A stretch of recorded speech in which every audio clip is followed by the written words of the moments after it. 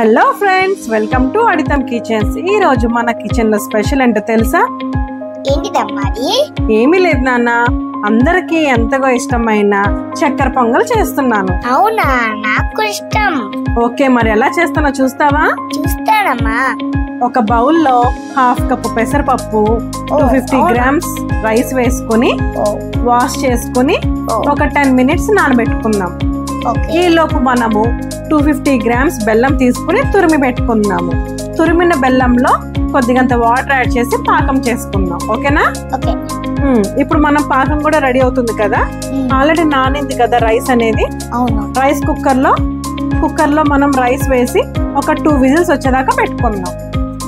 ఓకేనా? ఇప్పుడు మనము ఒక 4 స్పూన్స్ షుగర్ లో 5 ఇలాచీస్ వేసి పౌడర్ చేసి పెట్టుకుందాం. ఈ లోపు నీకు ఎంత ఇష్టమైన నెయ్యి ఉంది కదా, ఆ నేతిలో జీడిపప్పు, కిస్మిస్, ఎండు కొబ్బరి వేసి రోస్ట్ చేద్దాం. సరేనా? అసలు మంచి టేస్ట్ వస్తుంది తెలుసా చక్కెర పొంగల్ అనేది. అవునన్న, చేశాక తింటావు కదా, అప్పుడు చెప్పు ఎలాగుందో. ఇప్పుడు మనము ప్రొసీజర్ ని ఎలా చేయాలో నేను చూపిస్తాను. ఐటమ్స్ అన్ని రెడీ చేసుకున్నాం కదా. మనము రైస్ ని ఒక 2 విజిల్స్ ఇవ్వాలి. అన్నం అనేది చక్కెర పొంగల్కి పొడి పొడిగా ఉండాలి. సరేనా? అవును, డౌట్ వచ్చింది. ఏంటి నాన్న? చక్కెర పొంగల్కి పరవన్నంకి తేడా ఏంటి? మంచి ప్రశ్న వేసావే.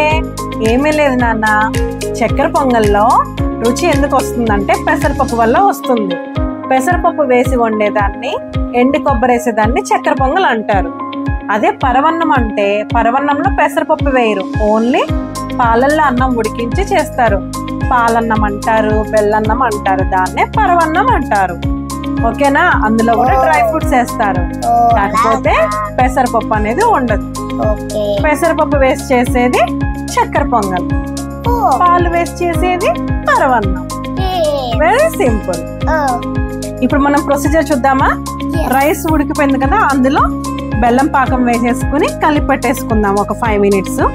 మనం షుగర్, ఇలాచి పౌడర్ చేసుకున్నాం కదా, అది కూడా వేసి కలిపేసుకుని ఫైనల్ గా ఎంతగానో గుమగుమలాడిపోతున్న డ్రై ఫ్రూట్స్ ఉన్నాయి కదా. చెప్పమ్మా.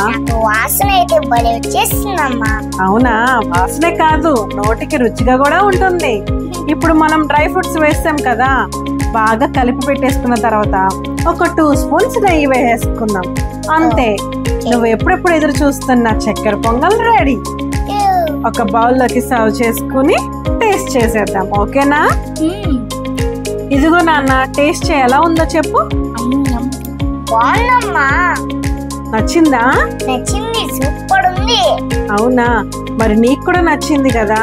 మరి మన ఛానల్ ని చూస్తున్న ప్రేక్షకులకు కూడా నచ్చాలి కదా, వాళ్ళని కూడా అడుగుదామా ఎలా ఉందో. లైక్ చేయండి, షేర్ చేయండి, మా ఛానల్ ని సబ్స్క్రైబ్ చేయండి.